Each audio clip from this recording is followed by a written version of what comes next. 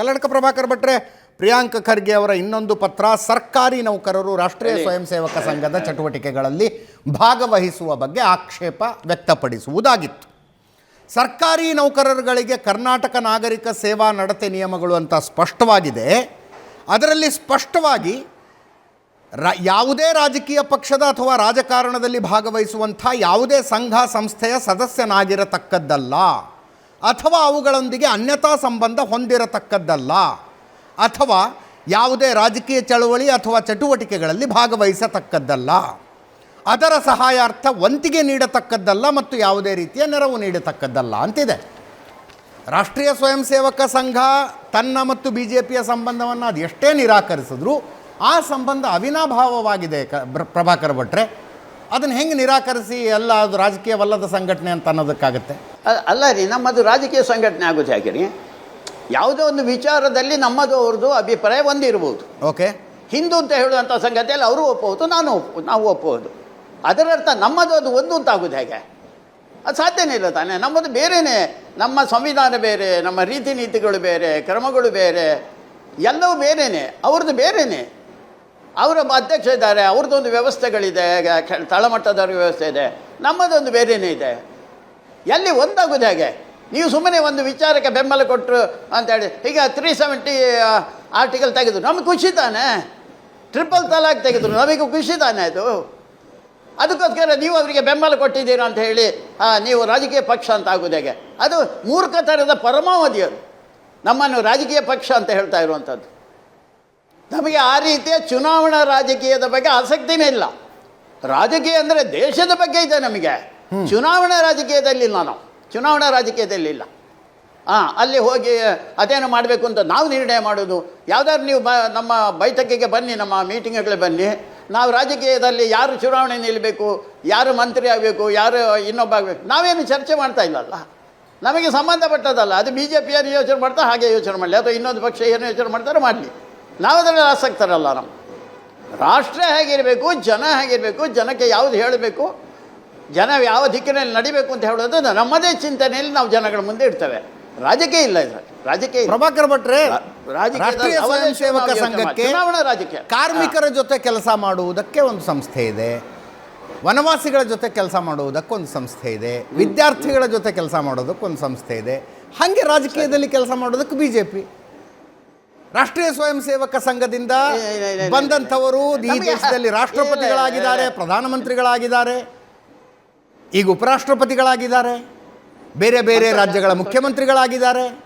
ರಾಷ್ಟ್ರೀಯ ಸ್ವಯಂ ಸೇವಕ ಸಂಘ ಭಾರತೀಯ ಜನತಾ ಪಕ್ಷಕ್ಕೆ ಪ್ರಚಾರಕರನ್ನು ಕಳಿಸಿಕೊಡುತ್ತೆ, ಸಂಘಟನಾ ಕಾರ್ಯದರ್ಶಿಗಳನ್ನಾಗಿ ರಾಜ್ಯ ಮಟ್ಟದಲ್ಲಿ ಮತ್ತು ರಾಷ್ಟ್ರೀಯ ಮಟ್ಟದಲ್ಲಿ.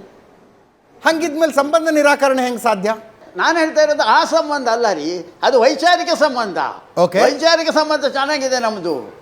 ರಾಜಕೀಯ ವ್ಯವಸ್ಥೆಯಲ್ಲಿ ಯಾರು ಇವನಾಗಬೇಕು, ಯಾರು ಮತ್ತೊಂದು ಆಗಬೇಕು, ನಾವು ನಿರ್ಣಯ ಮಾಡೋರಲ್ಲ, ಅವ್ರದ್ದೇ ನಿರ್ಣಯ ಮಾಡ್ತಾರೆ. ರಾಜಕೀಯ ಚುನಾವಣಾ ರಾಜಕೀಯದಲ್ಲಿಯೂ ನಾವಿಲ್ಲ. ಸಂಘದ ಇದರಲ್ಲಿ ನಾವು ಅದರಲ್ಲಿ ಕೈ ಹಾಕ್ಲಿಕ್ಕೆ ಹೋಗಲ್ಲ. ನಾವು ಅವರು ಅನೇಕ ಸಂಗತಿಗಳನ್ನು ಕೇಳ್ತಾ ಇರ್ಬೋದು, ಮಾತಾಡ್ತಾ ಇರ್ಬೋದು. ನಮ್ಮದು ಅಭಿಪ್ರಾಯ ಒಂದೇ ಆದರೆ ನಮ್ಮ ವಿಚಾರವನ್ನೇ ಹಿಡ್ಕೊಂಡೋಗಿ ಆ ಸಂಘಟನೆಗೆ, ಅದು ವಿದ್ಯಾರ್ಥಿ ಪರಿಷತ್ ಆಗಿರ್ಬೋದು, ಅಥವಾ ಮದ್ದೂರು ಸಂಘ ಆಗಿರ್ಬೋದು, ಅಥವಾ ಕಿಸಾನ್ ಸಂಘ ಆಗಿರ್ಬೋದು, ಈ ವಿಚಾರವನ್ನೇ ಹಿಡ್ಕೊಂಡು, ಅದೇ ರಾಷ್ಟ್ರೀಯ ವಿಚಾರವನ್ನು ಇಟ್ಕೊಂಡು ಹೋಗ್ತಾ ಇರುವಂಥದ್ದು. ಅದಕ್ಕೋಸ್ಕರ ರಾಷ್ಟ್ರೀಯ ವಿಚಾರ ಎಲ್ಲಿದೆಯೋ ಅಲ್ಲಿದ್ದೇವೆ ನಾವು, ಅಲ್ಲಿ ಇದ್ದೇವೆ ನಾವು. ಅದರಲ್ಲಿ ಎರಡು ಪ್ರಶ್ನೆ ಏನಿಲ್ಲ. ಆಯ್ತು, ಈಗ ಇನ್ನೊಂದು ವಿಚಾರಗಳನ್ನು ಇಟ್ಕೊಂಡು ಬರ್ತೀವಿ. ಸಂಘದ ಸಹಾಯ ಸಹಕಾರ ನಮಗೆ ಬೇಕು, ಮಾರ್ಗದರ್ಶನ ಬೇಕು. ಖಂಡಿತ ಕೊಡ್ತೇವೆ. ನಾವೇನು BJPಗೆ ಅಂಟುಕೊಂಡಿಲ್ಲ ರೀ. ಯಾರು ಹೇಳಿದ್ದಾರೆ ಹಾಗೆ? ಈ ವಿಚಾರವನ್ನು, ರಾಷ್ಟ್ರೀಯ ವಿಚಾರವನ್ನು ಇಟ್ಕೊಂಡು ಬರ್ತಾರೆ ಅಂತ ಹೇಳಿದ್ರೆ ನಮ್ಮದು ಸಹಕಾರ ಇದೆ, ಅದರಲ್ಲಿ ಎರಡು ಪ್ರಶ್ನೆ ಇಲ್ಲ. ಅದಕ್ಕೆ ನಾವು ಅಂಟುಕೊಳ್ಳೇ ಇಲ್ಲ. ಇದು ಈಗಲ್ಲ, ಸ್ವಾತಂತ್ರ್ಯ ಬಂದ ತಕ್ಷಣ ನೆಹರೂರವರು ಗುರೂಜಿಯವ್ರ ಹತ್ರ ಕೇಳಿದ್ರು, ಆಯ್ತಲ್ಲ ಸ್ವಾತಂತ್ರ್ಯಕ್ಕೆ ಮೊದಲು ಎಲ್ಲ ನಡೆದೋಯ್ತು, ಇನ್ನು ನಾವು ಒಟ್ಟಿಗೆ ಹೋಗೋಣ ಅಂತ. ಅದಕ್ಕೋಸ್ಕರ ಆಮಿಷ ತೋರಿಸಿದ್ರು ಅವರು, ನಿಮಗೆ ಮಂತ್ರಿಮಂಡಲದ ಅವಕಾಶ ಕೊಡ್ತೇವೆ ಅಂತ. ಆಗ ಅದೇನು ದೊಡ್ಡ ಒಂದು ಸಂದರ್ಭ. ಆವಾಗಲೂ ಗುರೂಜಿಯವರು ಹೇಳಿದ್ದು, ನೀವು ರಾಜಕೀಯ ದೇಶದಲ್ಲಿ ರಾಜಕೀಯ ವ್ಯವಸ್ಥೆ ಏನು ಮಾಡ್ತೀರೋ ಮಾಡಿ, ನಾವು ಸಾಂಸ್ಕೃತಿಕ ಸಂಘಟನೆ ಆಗಿ ನಾವು ಮುಂದುವರಿತೇವೆ. ಇವತ್ತು ಅದನ್ನೇ ಮಾಡ್ತಾ ಇರೋದು ನಾವು. ಅದರಲ್ಲಿ ವ್ಯತ್ಯಾಸ ಮಾಡಲೇ ಇಲ್ಲ ನಾವು. ರಾಜಕೀಯ ವ್ಯವಸ್ಥೆಗಳಿರಲಿ, ಅದು ಮಾಡಲಿ. ರಾಜಕೀಯ ವ್ಯವಸ್ಥೆಗಳು ಬೇಡ ಅಂತ ಹೇಳುವಾಗಿಲ್ಲ ತಾನೆ, ಅದು ಭಾರಿ ಪ್ರಮುಖ ಪಾತ್ರ ರಾಜಕೀಯ ವ್ಯವಸ್ಥೆಗಳದ್ದು. ನಾವೆಲ್ಲ ಅದನ್ನು ಬೇಡ ಅಂತ ಹೇಳಿದ್ದೇವೆ. ಆದರೆ ರಾಜಕೀಯ ಮಾಡಲಿಕ್ಕೆ ಹೊರಡಲಿ, ನಾವು ಚುನಾವಣೆ ರಾಜಕೀಯ ಇಲ್ಲ, ನಾವು ಚುನಾವಣಾ ರಾಜಕೀಯದೇ ಇಲ್ಲ. ಅಲ್ಲ, ಪ್ರಿಯಾಂಕ್ ಖರ್ಗೆ ಅವರ ಆದಿಯಾಗಿ ಕಾಂಗ್ರೆಸ್ನವರಿಗಿರೋ ಅಬ್ಜೆಕ್ಷನ್ ಪಕ್ಷ ಅಂತ ಹೇಳಿ ಎಲೆಕ್ಷನ್ ಬಂದಾಗ ನೀವು ಬಿಜೆಪಿಗೆ ವೋಟ್ ಹಾಕಿಸ್ತೀರಿ ಅಂತ ಅಲ್ಲ. ಅವರು ಏನೇ ಅಲ್ಲ ರೀ, ಅದು ಏನು ಬೇಕಾದ್ರೆ ಹೇಳಿ, ಬಿ ಜೆ ಪಿಗೆ ಹಾಕಿಸ್ತಾರೆ ಅಂತ ಹೇಳಿ ಅಥವಾ ಉಳಿದಂತ. ಅದಕ್ಕೆ ನಾನು ಹೇಳ್ತೀನಿ, ನೀವು ರಾಷ್ಟ್ರೀಯ ವಿಚಾರವನ್ನು ಇಟ್ಕೊಂಡು ಹೋಗ್ತೀರಾ, ನಿಮಗೂ ಅಲ್ಲಿದ್ದಂಥ ಜನ ಯೋಚನೆ ಮಾಡ್ಬೋದು. ಅದು ಅಲ್ಲಿಗೆ ಬಿಟ್ಟದ್ದು. ಅಲ್ಲಿಂದ ಕೇಂದ್ರದಿಂದ ಏನೋ ಸೂಚನೆ ಬರುತ್ತೆ, ನೀವೆಲ್ಲರೂ ಬಿ ಜೆ ಪಿ ಕೆಲಸ ಮಾಡಿ, ಖಂಡಿತ ಇಲ್ಲ. ನಮಗೆ ನಮ್ಮದೇ ಒಂದು ಸ್ವತಂತ್ರ ಚಿಂತನೆ ಇದೆ. ಯಾರೋ ಒಬ್ಬ ಹಿಂದೂ ಚಿಂತನೆಯಲ್ಲಿ, ರಾಷ್ಟ್ರೀಯ ಚಿಂತನೆಯಲ್ಲಿ ಒಂದು ಕೆಲಸ ಮಾಡ್ತಾ ಇದ್ದಾನೆ ಅಂದರೆ ಅವನಿಗೆ ಕೆಲಸ ಮಾಡಿ, ಯಾರು ಬೇಕಾದ್ರೂ ಮಾಡ್ಬೋದು.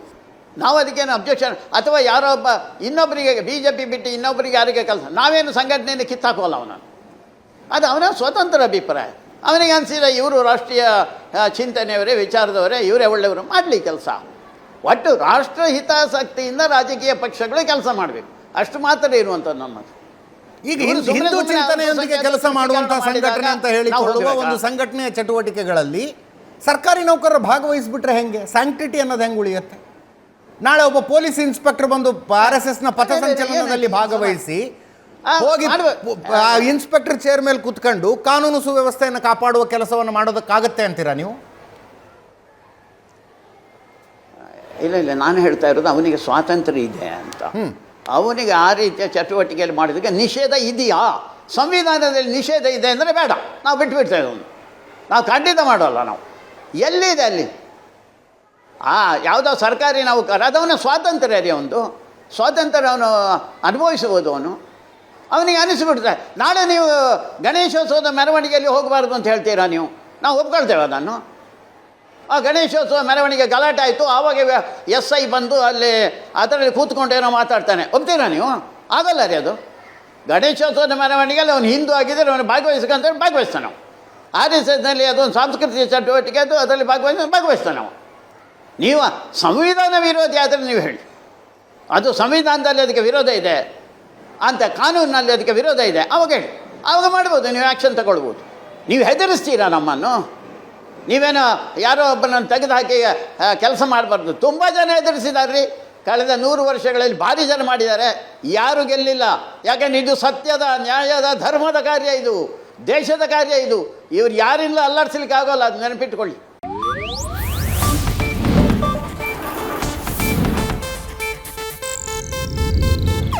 ಇದು ಏಷ್ಯಾನೆಟ್ ನ್ಯೂಸ್ ನೆಟ್ವರ್ಕ್ ಪ್ರಸ್ತುತಿ.